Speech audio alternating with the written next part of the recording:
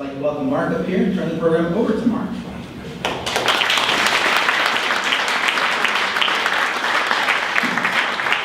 I'm going to grab this microphone because I'm told it's the only one we have in the room, and we do want to have a discussion. So I'm going to move around a little bit if that's okay with everybody. Thank you all for being here. We have a really great opportunity, and we have three public servants, experienced public servants with us today that I'd like to introduce. I'd like to ask the mayor of Manassas Park to step forward, Mrs. Jeannette Rishell.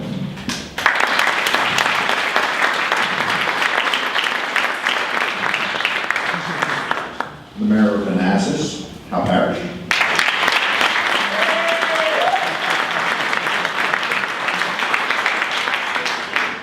And the chairman of the board of County Supervisors.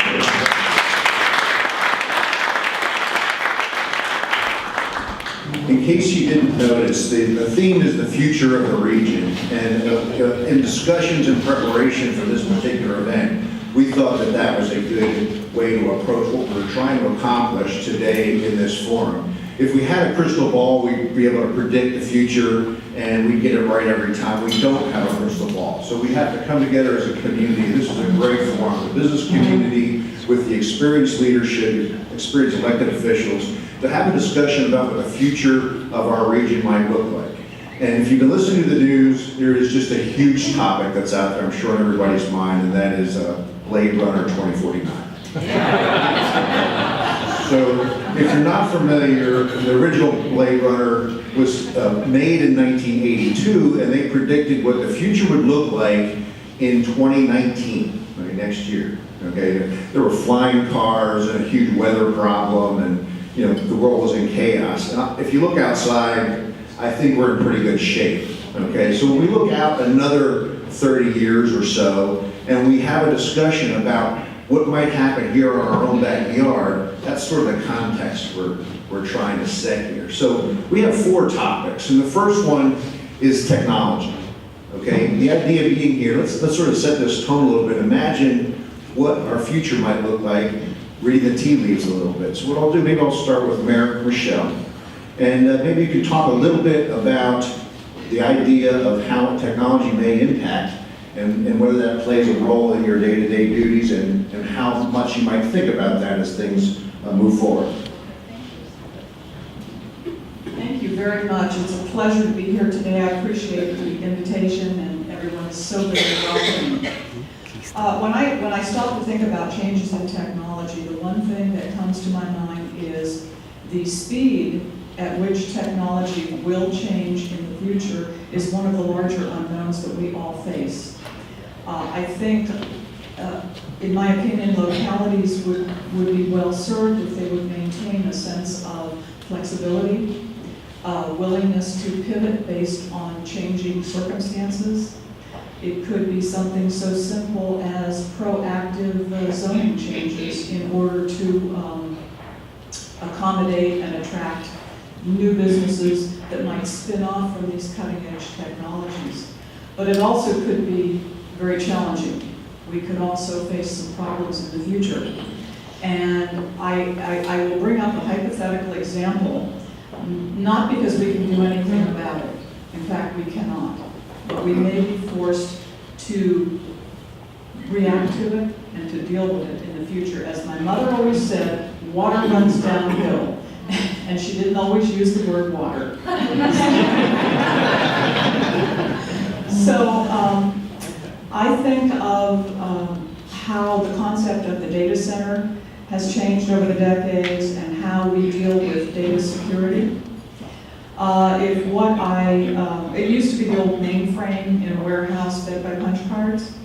We really have come a long way. And I can remember the days of punch cards. I'm that old. From what I read and what I hear, we are on the cusp of another evolutionary leap towards quantum computing. Now, there's a lot of questions about this. How is this going to affect encryption? How is this going to affect the security of financial accounts, both public and private? Will they be compromised? How is that going to affect how we do business with one another? Will the localities have to change the amount of financial reserves that we maintain? And how are we going to protect those reserves? And as I said, I don't bring this up because we can address this. This is above all of our pay grades. But we're going to have to be called upon to react to this. And I also bring it up because I've always believed that ideas and solutions bubble up from the localities. Every one of us, every day, is on the ground dealing with challenges on the local level. So I have every confidence that tomorrow's solutions, tomorrow's ideas are going to bubble up from the localities if they choose to listen to us. Thank you.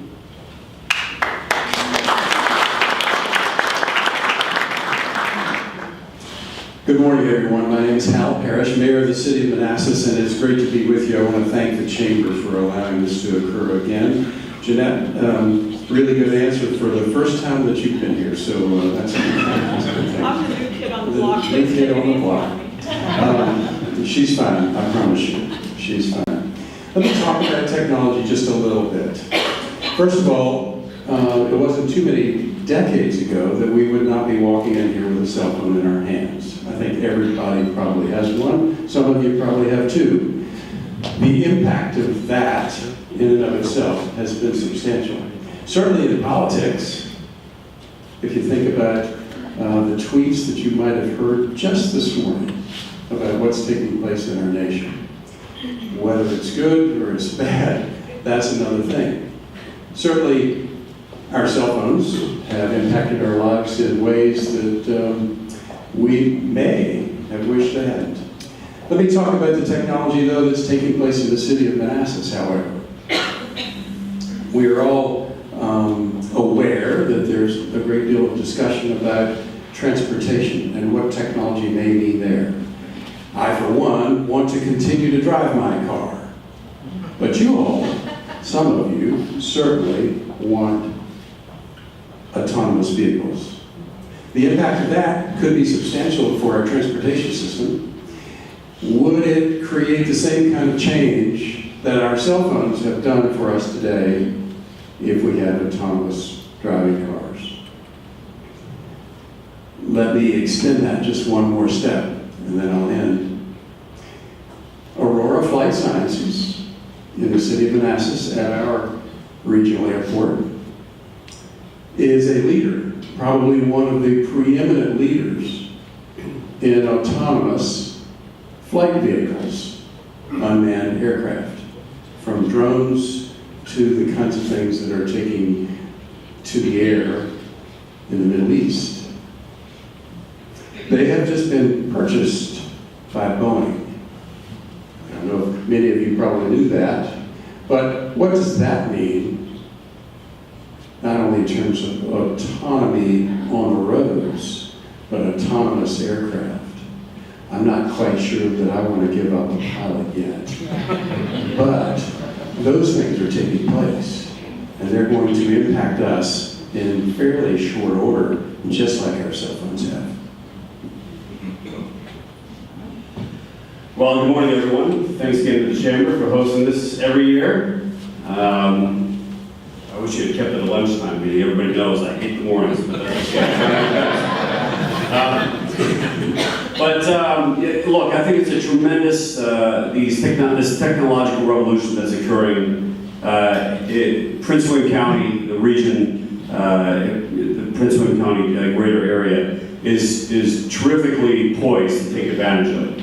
If you think about it, the suburban counties to our north, Fairfax, Alexandria, Arlington, all built out for the most part. But in Prince William County, we still have a significant portion of our county that has yet to be built, and that means that we can build it around new technologies. There's been a lot of discussion about Metro over the last several years, several decades. We're never going to have Metro. We need to acknowledge that, but that's okay, because technology is driving the automotive industry. It's not affecting heavy rail. Heavy rail is essentially a 19th century technology. It's fixed. It doesn't bring people from their homes to their jobs. It brings people from one point to another point, but it has trouble getting people from the terminus to their workplace and from their home to the beginning of the metro line. So I don't think that's a problem at all. I do think that the billions and billions and billions of dollars that is being invested by the automotive makers and by governments across the world and their suppliers to the automakers will transform the automotive industry such that the roadways will again be and will continue to be the prime way in which people get to and from work and to other locations. Flying cars. It is a reality, and it is going to come.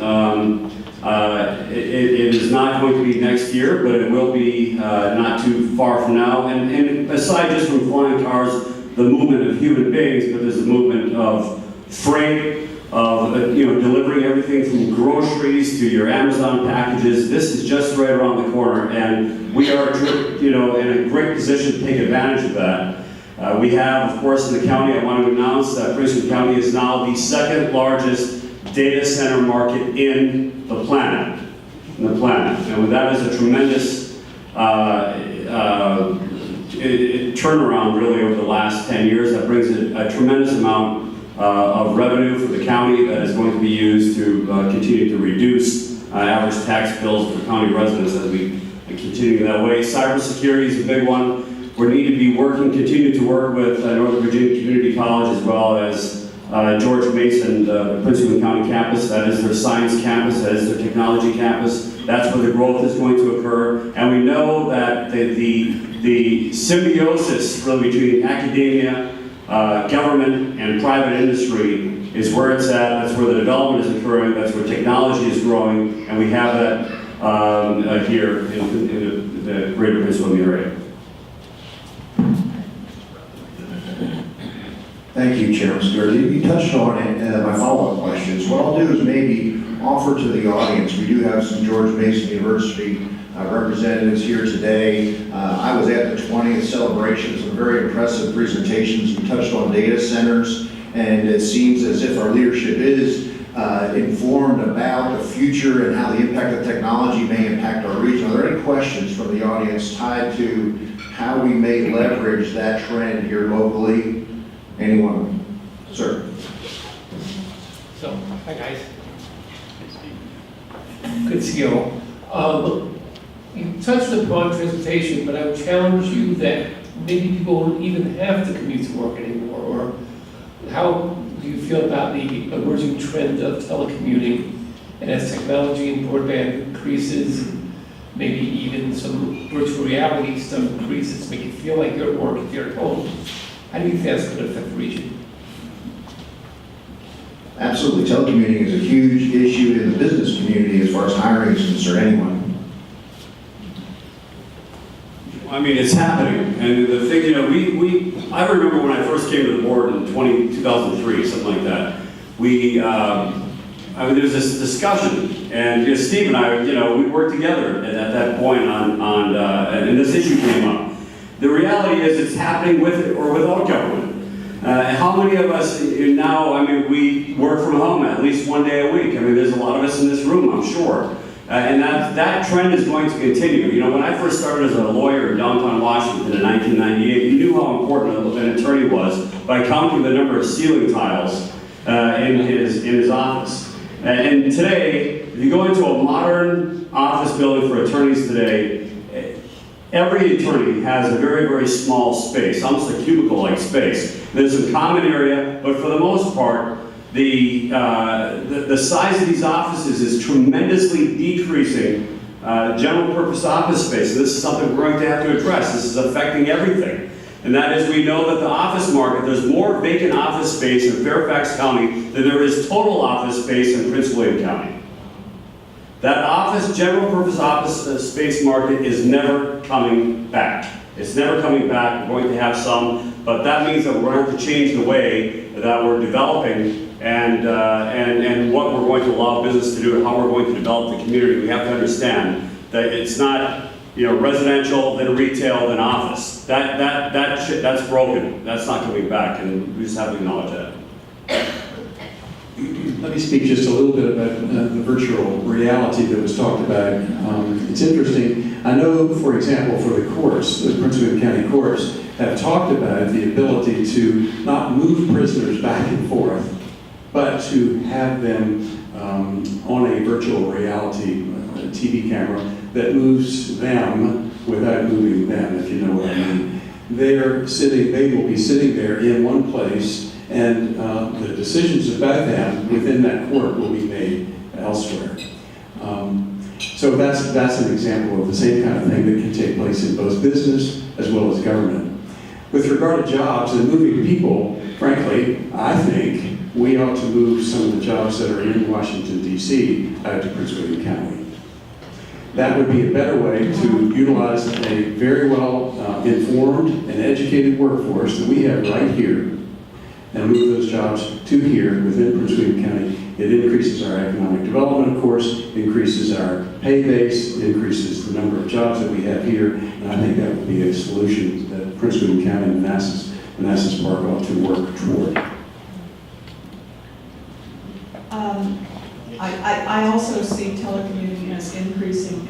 In addition to telecommuting, before my husband retired from the patent office in 2009, they were into hoteling. And it made office sharing a lot more convenient. Everyone had a cart.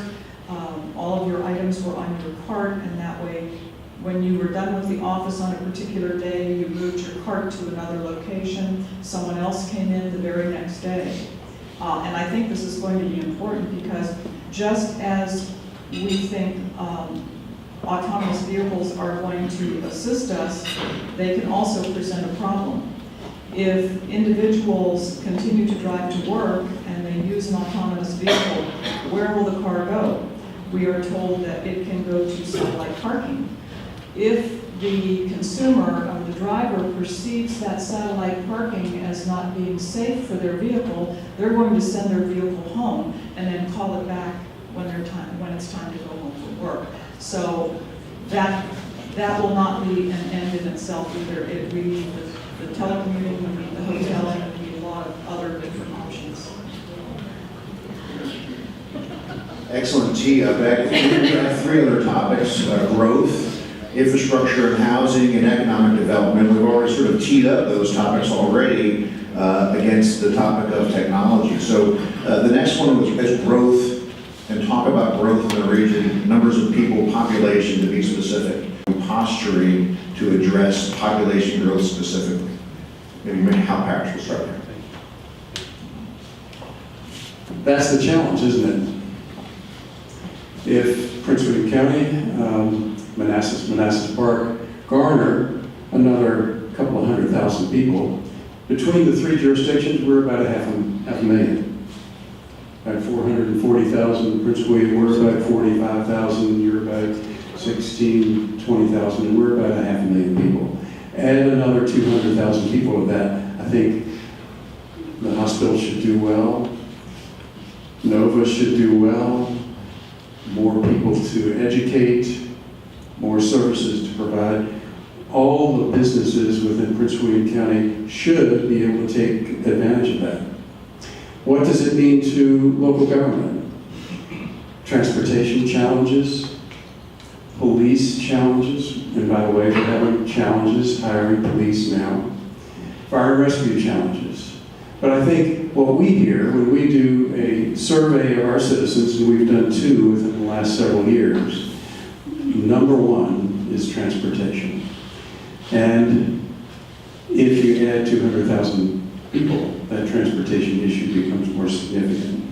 MBTA, which we all, Jeannette's the representative from Manassas Park, I'm the representative from the city of Manassas, and Marty Noe is chair of the MBTA, by the way. Corey, doing a wonderful and outstanding job in my view. MBTA should help provide some solutions, because we've now got, for the first time, revenue to try to accomplish some of those solutions. Last week, the MBTA took up transaction, which is the plan for the future, to 352 projects, needing, if you built them all, $42 billion. An unconstrained plan for the future, unconstrained because in the next 6 years, we'll have about $1.5 billion to spend towards those solutions. We also we also have to speak to where are you going to house people? Where are they going to live? In the city of Manassas, we are doing some things with regard to that. In fact, we're building 2 brand new luxury apartment buildings in the city of Manassas close to VRE to try to take advantage of VRE and its ability to move people back and forth. I think the density should grow close to where those nodes are, close to where those transportation processes begin and end. And I think you'll see increased density, increased growth in those areas particularly. The city of Manassas has recently made the decision to grow and develop the landing at Canada Branch out near our airport, 278 new residences. So in the city of Manassas, I can count up to about 500 new residences that are being planned right now for that future growth, just in the city itself. Growth in and of itself is a good thing because it means prosperity. But there are all the accessory problems, as Mayor Parrish pointed out, that go with it, including transportation, the burdens upon municipal infrastructure, whether it be number of people going to City Hall to cure a problem, whether it be police calls, fire calls, the impact on our schools. Speaking from a purely Manassas Park perspective, we are pretty much built out right now. We do have some opportunities, but even if we were built out, we would have some redevelopment opportunities. Now, I will say it's my personal opinion that Manassas Park cannot accommodate significant residential growth until we get our finances in order. I will say a locality that does not control its finances controls nothing. The locality cannot control its destiny. So that's why right now, for staff, for governing body members, right now in Manassas Park, fiscal responsibility and transparency are job one. Mark, may I add something? Because I was totally remiss. I mentioned police, I mentioned fire and rescue, I mentioned transportation, I mentioned housing. And Jeannette, thank you for mentioning our schools. I would be remiss if I didn't mention our schools. Back in the back over here is a table full of our educators from the city of Manassas. I know we've got great education taking place in Manassas Park right to my left. That is a huge challenge. And our educators understand it. They understand that when we build new housing, I just mentioned 500 potential new homes in the city of Manassas, they're probably cringing back there. I'll give you an example. Jeannette, you just said, for example, that Manassas Park is built out. Almost. When I joined the Manassas City Council years and years ago, over 2 decades, we were being told by our leadership on the council, people that had served for long periods of time, knew the city like the back of their hand, that the city was built out. It wasn't then, and it isn't today. It's going to continue to grow, and we've got to manage that growth. Okay, so the biggest mistake that Prince William County could make, the absolute biggest error that Fairfax County made, was to try to limit growth by limiting transportation. And today, driving through Fairfax is like driving a car through a medieval town in Europe. It takes forever. It's almost impossible.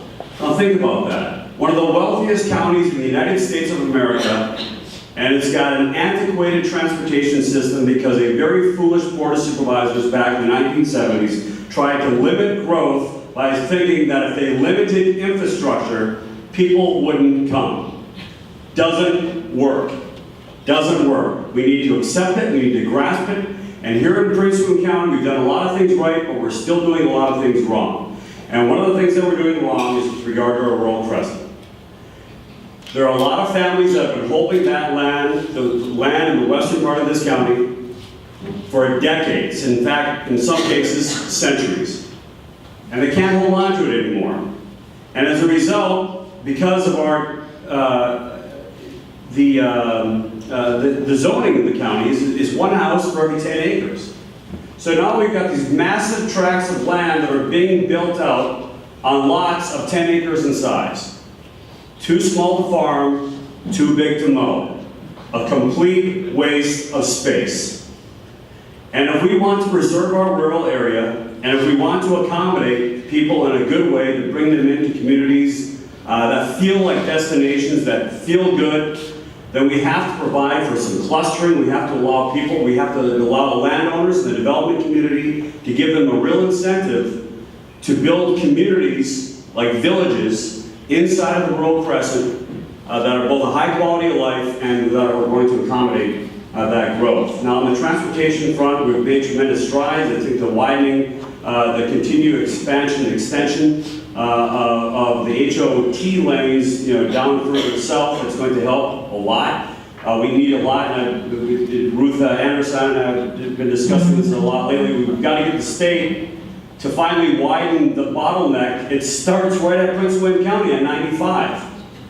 That's got to be fixed, and that's got to be a top legislative priority for the region, and especially Prince William County. On 66, great improvements occurring there. Those are going to be positive. We're hoping to get a state grant to build a grade separated interchange at the Prince William County Parkway and Ballsport Road. We're going to have to grade separate several more current intersections and interchanges along 234, because as all of you know who are in the western end of the county, it's becoming a disaster.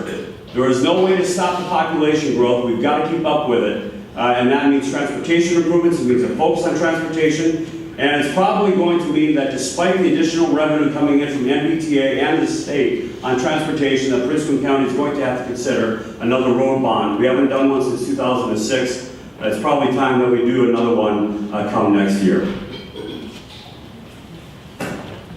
Just to touch on, expand this topic just slightly, we talk about population growth, and we can look at the context of that population in terms of the current diversity we have here in Prince William and potential future changes to the demographics associated with that population growth. We can just touch on that because we are going to expand more on infrastructure very shortly. Thank you, thank you. I do foresee a lot more growth in the Commonwealth and in Northern Virginia.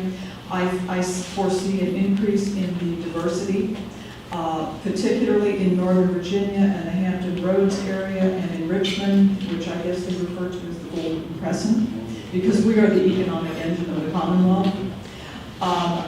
Manassas Park is a majority-minority city. We embrace our diversity. Our diversity is our strength. And I think that all of the localities in Northern Virginia will come to appreciate, if they don't already, they will come to value and embrace their diversity. This is who we are, this is the way the nation is headed.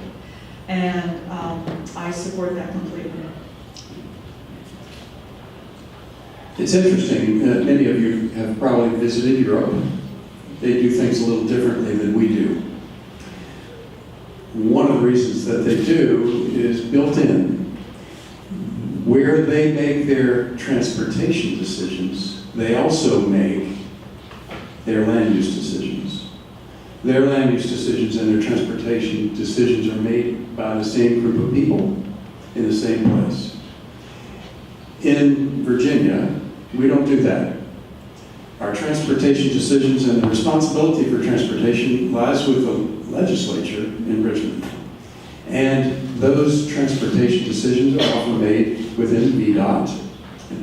And they are made differently and in a different place than the land use decisions are, which creates a challenge for local jurisdictions, whether they be counties, cities, or towns, and the Commonwealth generally. Land use decisions are made within Prince William County, Manassas, Manassas Park, among all the other jurisdictions in the Commonwealth. And they're made separately and distinctly. There is communication, but it's not the same as it is in Europe. And that's why you see Europe developing differently than Prince William County, Manassas Park. And I think Corey's correct. We have to make sure that we work together so closely within the region within Northern Virginia, within Prince William, Manassas, and Manassas Park, to help assure that the transportation decisions that we're making today and the land use decisions that we're making today lead us forward into the future for tomorrow. If I could just follow up on that. Absolutely, and I think where we are though with these issues with growth, transportation, we are at the intersection of economic development, growth, transportation, and politics. Now, I've been knocking doors in the area for more than 10 years, either for myself or for friends who have run for office, and consistently, the number one concern of folks is traditionally education. They want strong schools because they want their children and their grandchildren educated properly. Right up there, though, nipping and tucking with education is infrastructure and the impact that residential development will have on that infrastructure. So it's a delicate balance that we all have when we make decisions. And sometimes the decisions are difficult decisions. And I can only tell you that when I personally make a decision, there's three things that I consider. First of all, I consider what does the public want? What are their needs? What is their vision? How does what the decision I'm making fit with the vision of the folks who put me in office? Second, I look at staff recommendation, because those are the people who are on the front lines. They know what they're talking about, they know what they're doing, and I listen carefully to them. And the third leg of that stool, one could say, is what do I really feel is the right thing to do? And I try to achieve a balance between those three aspects. It isn't always easy. Sometimes it tilts more one way than another, but that's generally how I make a decision. Corey, do you have a follow-up at all to that? No, I'm good.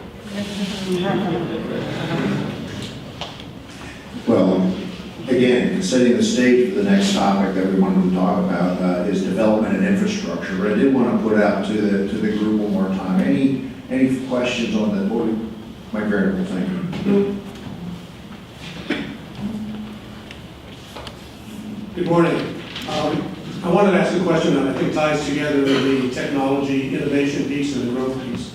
And that is that all of us in business have had to change our business model over the last several years because the pace of change, technology, everything else is shifting.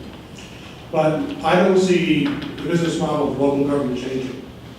It's still, a business wants to come to a community, it still takes about a year to be able to get that business here because of the regulatory process. So my question to you is, what do you see about the future evolution of the business model of local government to keep up with growth, to keep up with the pace of change? How can we fundamentally change things, not nibbling at the edges? How can we fundamentally change things so we can be a leader in the world in terms of managing growth, in terms of building our infrastructure using technology? I'm going to come back to Chairman Stewart there.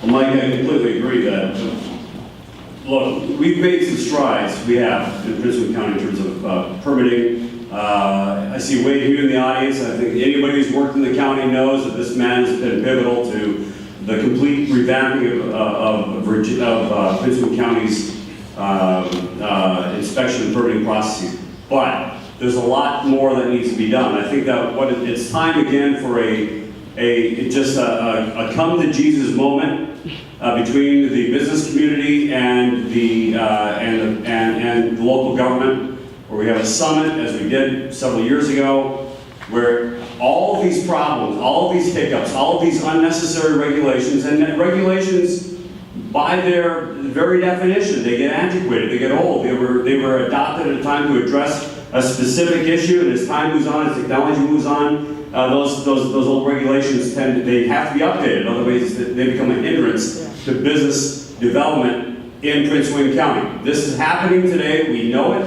and I'm going to be. We're putting this together. We're going to be putting together a summit, and what we want, without any fear from any of those in this room or any member of the development community or business community, we want to hear the horror stories. We want to hear the good stories too, but we want to hear those stories of where things have gone wrong, where we're not doing a good job. Now, that's not necessarily the fault of any particular employee in our county government, but it is something that we have to do, we have to address to make this, we know that no matter how much PR, how much propaganda we put out there, the reality is that business owners talk to each other, and that's how you know whether or not you want to locate in a locality. Because you trust each other a lot more than you can trust anything that's coming out of our PR department, and I don't blame you. So that we need to fix that, and it's continuous improvement. And I have a lot of Japanese clients, and that's what it's about. It's not about a revolutionary change in the way we do things, but it's always continuously, never being content, always trying to improve the processes. Well, Corey, I like that last part. Always trying to improve the product. Before I go any further, in addition to Ms. Bass, who's here today, we have two of our leaders within the city, our city manager, Pat. Hey, Pat, say hi to everyone, please. And Brian Foster, our deputy city manager, is here as well, and other members of our team, including our economic development team. And I thank you all for being here. It is good to see you. In fact, I can see Mr. Pate easily as I look left here. Mr. Vanderpool, you're correct. I think that as businesses change, as the technologies change, then so does government have to change. And we're right in the midst of an upgrade to our financial planning processes and technologies within the city. In fact, I think it is going to change the entire city, how we do business, based upon that new technology that will be within the city. I think we're actually doing a much better job with permits and working with clients and businesses particularly to get their work done sooner rather than later. And I think we are working very closely on that. The city, for example, is going to create a payment process that not only our businesses but our citizens can use to pay one place online to make your payments for everything from utilities to taxes to fees and so forth. And that will be a citizen self-service portal. So we are working on that. So I have to do this because I think the words that I'm about to say are kind of interesting. And Corey, I suspect your people are far better than you give them credit for. Come on. Just have a little fun with Corey here. Let me If that's the idea of fun, I'm looking at it. the only ad I'll give you today, other than some of the things that I've already said, is finally, doing business in the city is related to a number of things. We've mentioned them all. But finally, I think citizens should live and want to come to Manassas, and businesses particularly should live and want to do business in the city because of the city's stable tax structure. And I think that's important for all jurisdictions, to have a stable structure so businesses can count on what they're doing. And in Manassas, not only do we have a tax structure, but we provide our electric, water, and sewer to all of our citizens as well as our businesses. So a stable tax structure. Business-friendly policies. I think you've got to work hard to get businesses to come to your community, and our economic development team is doing just that. But it's not just inviting people to come and showing them what we can do for them. It's every day making sure that they know that we appreciate what they do and where they are. A commitment to customer service. Customer service, like your business, is key for every jurisdiction. And proactive support in new and existing businesses is probably the greatest incentive any jurisdiction, including the city of Manassas, could have. And Corey, I was just playing with you. That is an excellent question. And In Manassas Park, we have very streamlined procedures so that if a business wants to come in and get up and running, they can do so quite fast. And when I say quite fast, I mean relative to other localities across Northern Virginia. Nothing ever seems to be quite fast enough, and I think that's the point of your question. And again, we want to continue to take a look at these procedures. We want to reevaluate them. If there's room for improvement, absolutely we will do that. Because again, I would emphasize flexibility and the willingness to pivot based on changing circumstances. I can't emphasize that enough. Manassas Park, our philosophy, my philosophy, I guess I should say, I think Abraham Lincoln was right when he said we need to learn to think anew and to act anew. And in that regard, there are some new aspects to Manassas Park. We have the obvious, it's new elected leadership. We have 3 new council members on the governing body. We have a new mayor, of course, as you see. But we have a new city manager. He is high energy, young and energetic. We have a new finance director. Her attention to detail is incredible. We have a new auditing firm that has come in that will be auditing our finances. And we have some other new positions that have been changed throughout other departments that have undergone change. So we are constantly reevaluating. We want to continue to reevaluate our situation. So we've touched on a number of topics. We've talked about transportation. We've talked about the balance between commercial and residential space. We've talked about urban-type planning in the suburbs, so to speak, with mixed-use area and density nodes. These are all germane topics to development and infrastructure. One of the topics that came out of our last Economic Development Committee meeting was the fact that it is predicted that in 3 years, there's going to be a major housing shortage.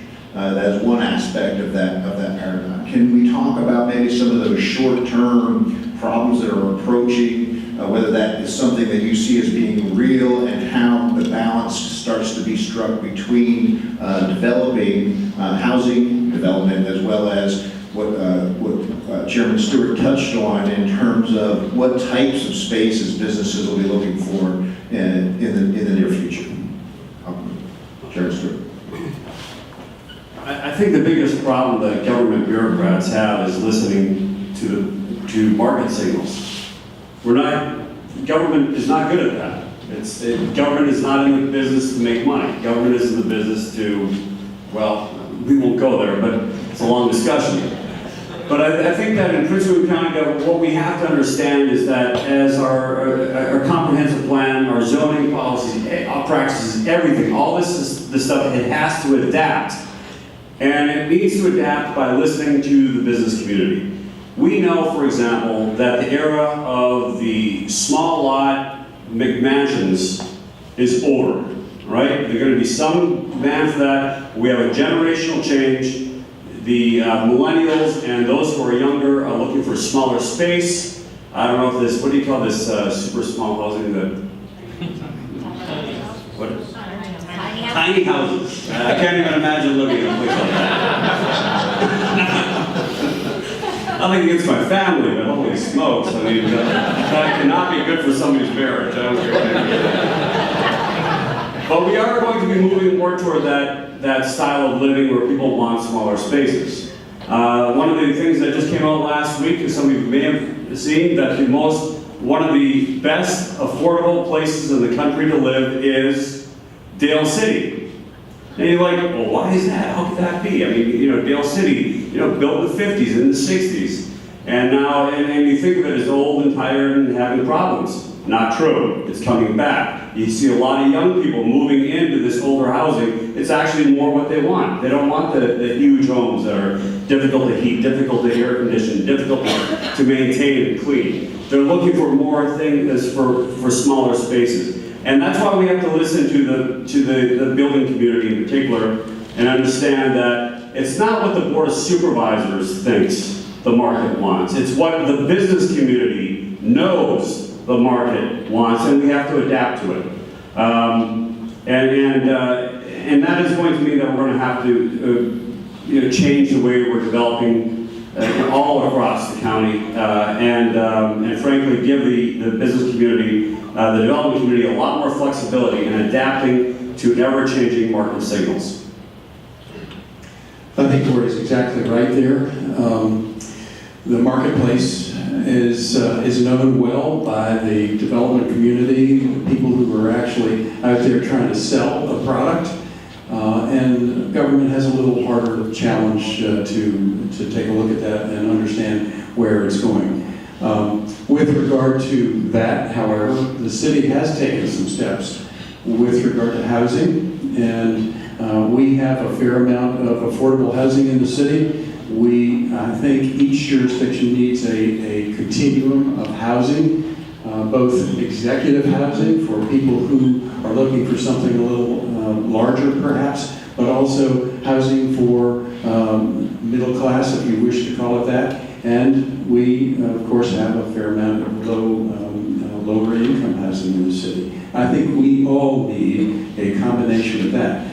Some of the recent decisions that have been made by the city council, however, are trying to take advantage of where we are and what the assets that we have within the city are. For example, VRE and Amtrak, they stop right there in Old Town Manassas, also at Broadrun Station, also within Manassas Park and within Prince William County. That is a tremendous asset for the city of Manassas, for example, because we're planning on growth in housing, relative, not huge housing. A lot of it is that is being built and under construction right now. If you want to come to Old Town, take a look.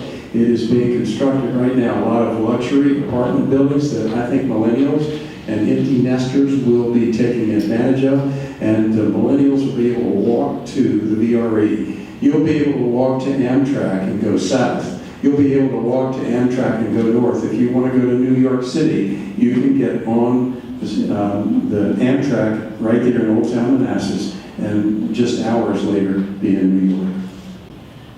I think the issue of affordable housing is most certainly a legitimate issue to address. Now, in Manassas Park, I think we probably are fortunate in that we have more housing that is affordable as compared to some other localities across Northern Virginia. We have had some brief discussions about it, nothing in depth. I've made some phone calls to other localities who have affordable housing plans already in operation, brought back a smidgen of information, but like I said, we have not had significant discussion or decision-making on that issue yet, so I have nothing to share with you in that regard. I will say that the development versus infrastructure relationship is a delicate balance. I think as far as transportation goes, the General Assembly has not always stepped up to provide the amount of funding. Localities cannot do this on their own. The General Assembly needs to take responsibility for that. And that's why I and many people are so grateful for House Bill 2313 that established the revenue streams for the MBTA.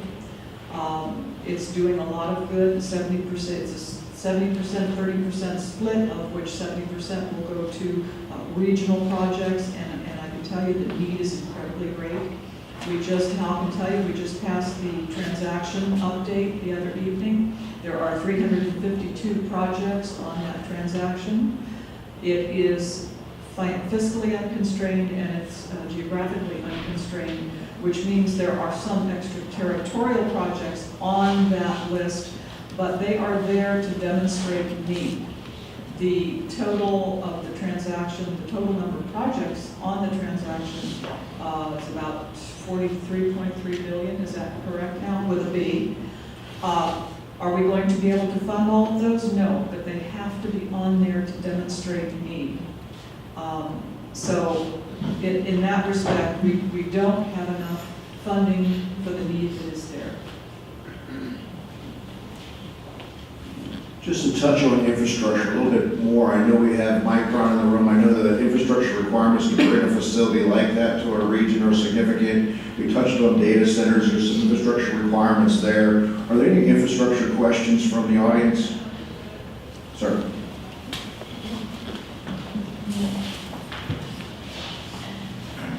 Hi, good morning. My name is Ronnie Chan. We touched on a bunch of whole other things, but what we haven't touched upon is a growing demographic that the whole country is trying to deal with, and that is an aging demographic where there's roughly about 10,000 people retiring every day. Those people represented are very educated, they have a huge amount of discretionary income, and they represent an enormous amount of opportunity for us also. So are there any plans in place for the senior community? Seniors. Sure. Yeah, I mean, look, Prince William County is probably the biggest beneficiary of the senior community in the region by far. I mean, not only do we have Heritage Hunt, but now we just approved another senior restricted area. Right off of 15, you're going to see more of that. I mean, I hate to say it, but the seniors are cash cows. They are. I mean, they produce tax revenue. And they consume very, very, sorry, and no offense to anybody. Sorry if I just called somebody a cow or something, but anyway, but it's true. Seniors produce revenue, but they consume almost nothing in terms of services. So we love them. Just wish they'd speed up a little bit on the roadways, but other than that, they're great. Well, I don't know. On the way here today, I was always in the left lane. I was always in the left lane. I was that guy in the left lane. But I wasn't going slow, I can tell you. Anyway, Corey's right. If you think about who uses tax revenue, it's people with kids in schools. They use tax revenue, and they're a negative. They're in the red with regard to what they pay in and what they get. But that's the way we do business, and I, for one, am glad to help pay for kids' educations because it's important. And you mentioned it in your question. You mentioned highly educated, and it truly is important. It's one of the things that makes a community a special place to live is having a highly educated workforce. Whether it's seniors or whether it's young people straight out of college, having a highly educated workforce means a great future for a community. And I'm willing to pay for that education and continue to pay for that education. In the city of Manassas, we have age-restricted housing, and we've accomplished more of that in the last decade. Well, speaking as a senior citizen, I see a relationship here now between the senior community, transportation, and volunteerism. I have a bit of a preamble to this. With the transportation infrastructure needs that we have, that sitting in traffic is definitely a cost, it has added to the cost of doing businesses to companies. It may also make it difficult to recruit people to come to this area, a qualified, quality workforce, if they perceive that it's going to be really time-consuming getting from point A to point B. Now, this also has an obstacle effect on residents and families who are already a part of the workforce in Northern Virginia.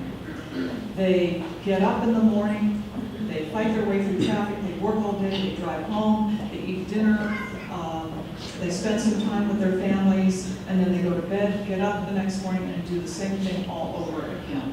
They don't have the time for volunteerism. They're tired and they're busy. So when I think of seniors, I think of a source for volunteers. Just one last quick follow-up. If you could wave a magic wand and solve an infrastructure problem tomorrow, which one would it be in your jurisdiction? Oh, no question here. It would be water sewer. We are currently looking into and exploring the possibility of selling our water sewer system, privatizing it, or perhaps selling to another municipality. Our goal is to lower the rates and to secure our infrastructure. And I don't know how this is going to turn out, but that's what we are currently exploring. And I can't say much more than that because I don't want to place our jurisdiction at a disadvantage in any future negotiations. But this is definitely on the radar. Okay. If I could wave a magic wand. There are so many needs, from schools to housing, but I have to go with what our citizens continue to tell us when we do a survey of our community, and we've done several, as I mentioned earlier, in the last several years. Transportation is probably, is the number one thing that's on our citizens' mind, followed very closely by several others, including schools and housing and police and so forth. But if I could wave a magic wand, it wouldn't necessarily be transportation in the city of Manassas that I would fix. Because I look at it in a more regional way, and I think Northern Virginia itself, by the way, I'm thankful for House Bill 2313 as well, and the original creation of the MBTA. But if I could wave a magic wand, I think I'd fix Route 28. Some of the solutions for that are in the pipeline as we speak, but they're years down the line, unfortunately, and I get frustrated about that. The other thing I think I would build is the Bi-County Parkway, because I think the future of Prince William, Manassas, and Manassas Park, to some extent, depend upon the ability to move people and goods and services within our community. Well, I don't like to think too much about magic. I like to think about what's practical. But if there's something that the county needs to focus on and correct, and that is the widening and complete reconstruction of Route 28 from the Fairfax line to Liberia. That's got to happen. That's the biggest bottleneck in the county. Thank you very much. Any other thoughts from the group on this particular discussion we've just had? Questions? Moving on to economic development. When we talk about bringing and attracting business to our region, to the 3 municipalities that we have the leadership presenting today, what are some of the biggest initiatives, what are some of the biggest challenges associated with that? And maybe in a context of what do we have to offer that someplace else does not? And how do we talk to people about that? Let me start down here with Stewart. Well, the county has by far the lowest tax bills in the region. They're about 30% lower than the rest of the large localities. We have excellent internal infrastructure, but the best thing that Prince William County has, in addition to the AAA bond rating status, which fewer than 0.4% of all localities in the country have, it allows us to borrow money to construct schools, and we're constructing 1 to 2 schools a year. Construct roads and other infrastructure a lot more cheaply than we otherwise could. But the biggest advantage that Prince William County enjoys, and it's a growing advantage, and that is our workforce. A population of now that is the second largest locality in the state at 460,000 residents, many of whom are very highly educated, a very educated workforce, a very highly driven workforce. And that is one of the things that, as Amazon is looking to locate their new headquarters in the eastern side of the country, they are, I don't think it's likely that Prince William County will be the location for the mothership per se. But I think there's a very good possibility that we will continue to receive a satellite campus, perhaps a satellite campus of Amazon. Why? Because their employees will be here. And employers know that a workforce that is more closely located to their place of work is a happier one. And looking at Dr. Andrew, I'm sure that's true, right? It's a happier one, it's a healthier one. People have less time on the road, a lot more time with their families, and get home and do their thing. And it's one that, frankly, you don't have to pay as much because people are willing to sacrifice some of their compensation in order for a better quality of life and to be more closely located to their business. So I think that is by far Prince William County's ace in the hole, and it's one that's going to generate, increasingly so, more economic development and more jobs in the county. I think Corey is exactly right. I think the future of Prince William Manassas and Manassas Park is very bright, and there's a lot of reasons for that. I'll give you an example of some of the things that are taking place in the city of Manassas. We do have an aggressive economic development program. The city has partnered with Buchanan Partners to create opportunity near our airport at the landing in Cannon Branch. There will be 278 townhomes built out there, but in addition to that, we have an anchor that's going to be there, Heritage Brewing. Now that's right across the street from a brew pub that you all have under construction right now. So that's going to be the area people go to for a variety of things that take place.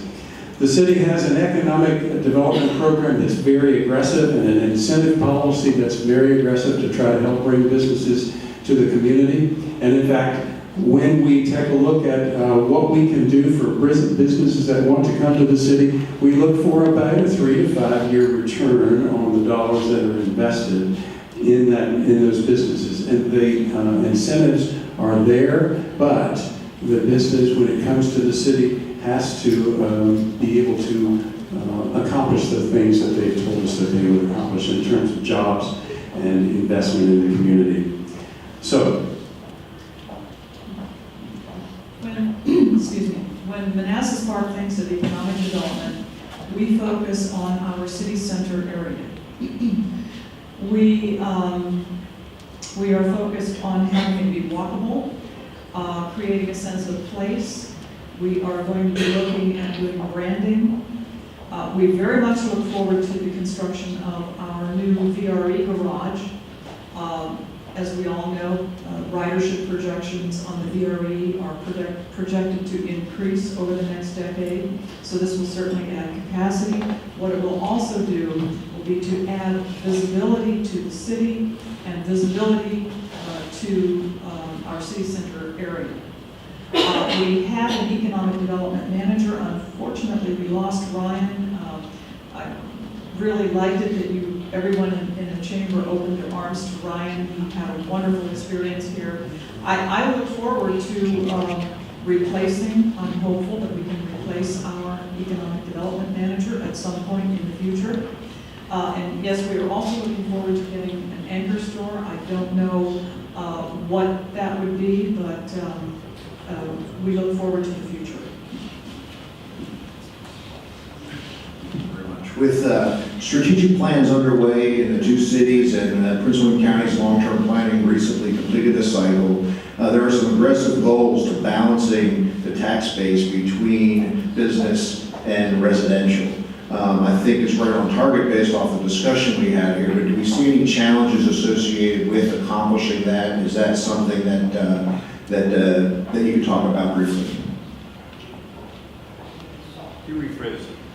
The 35% goal, up from 14%, to balance the tax base revenue that comes in is the Prince William County example. And with ongoing plans happening in the city, it's just trying to elaborate what we just talked about.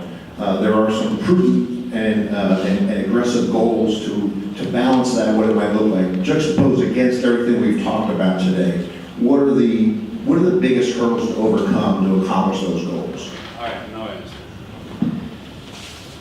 Thank you.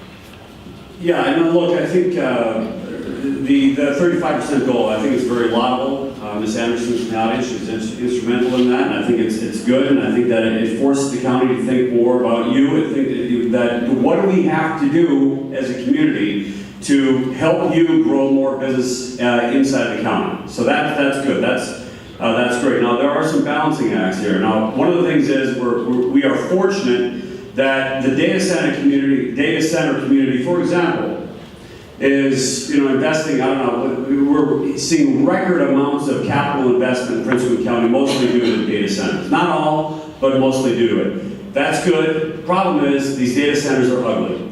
These are huge concrete boxes that for the most part have little to no architecture.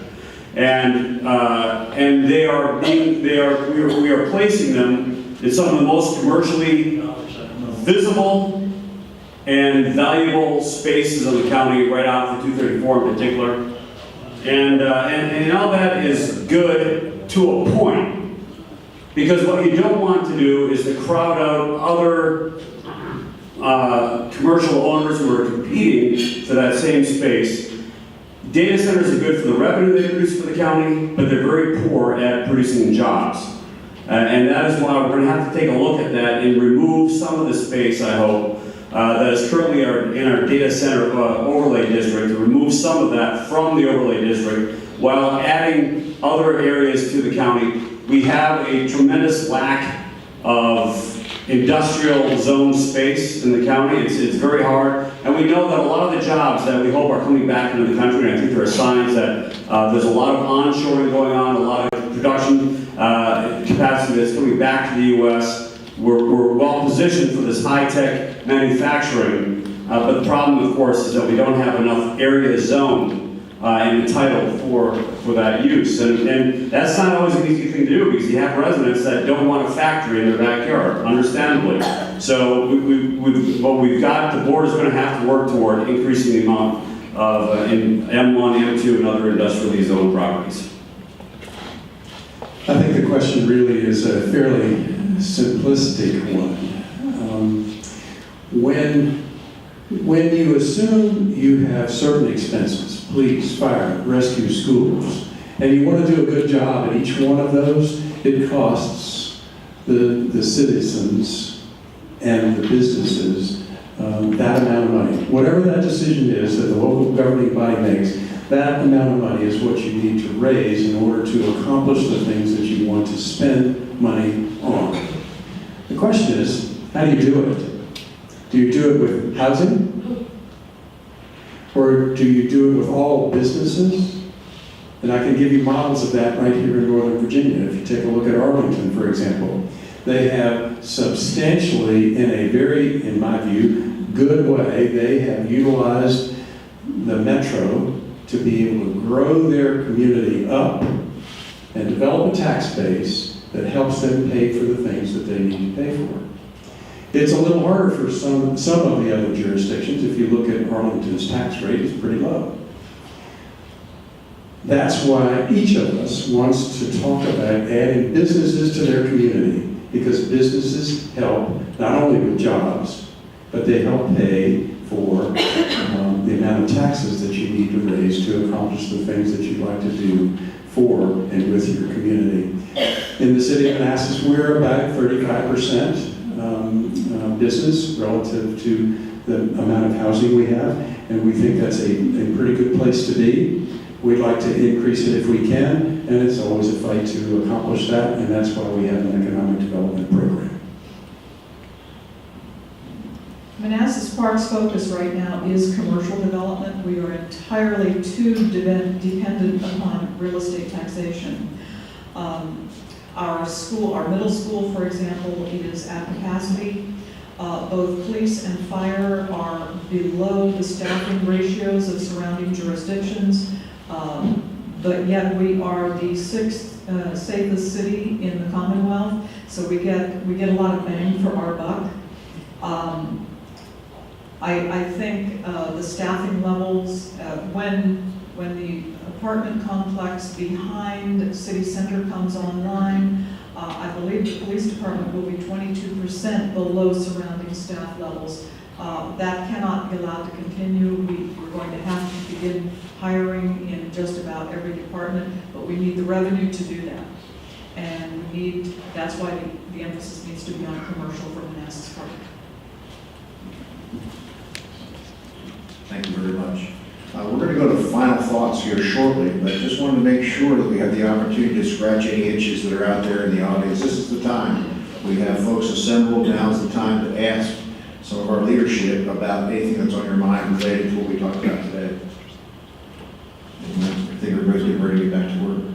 Just one final thought. We touched on it briefly with legislation. legislation that comes down from state, but obviously all of our jurisdictions kind of operate as a cog in a clock, works with region, with state, with national. Can you touch on how that looks from your perspective? What might be important for our local jurisdictions as it relates to things that are slightly outside of our control, but how we talk about that? And then with that, just any final thoughts you have for the audience. First of all, I think there's a great deal of communication that must take place between the folks that represent us in Richmond, and basically, you all are part of that question. When you see needs and you talk with your legislators about what's taking place in Richmond, that's an important piece. And we do that as well. And in fact, last night at City Council meeting, we determined the date that we're going to have our legislative priorities discussion, and a date to meet with our legislators to pass that along. So I think that's an important conversation. But this chamber has an important piece of that as well, as you meet with our legislators, those legislators that serve Prince William, Manassas Park. So that's an important conversation to have. With regard to the region, let me just talk again about NDTA. I am very hopeful that the legislation that was created in 2000, and again, House Bill 2313 that recently created the revenue for Northern Virginia Transportation Authority, I am very hopeful. That is an authority that has 9 jurisdictions. The Northern Virginia jurisdictions, including Prince William, Manassas, and Manassas Park. By the way, we have 3 of the 9 votes sitting right here. 3 of the 9 votes: Arlington, Fairfax City, Falls Church, Loudon, and Alexandria, etc. 9 jurisdictions. I am very hopeful that NDTA can create solutions, real solutions that are funded to help transportation in Northern Virginia. So talking amongst ourselves is important. I think the final thought is, from my perspective, is that not everything has to be in Prince William County to benefit Prince William County.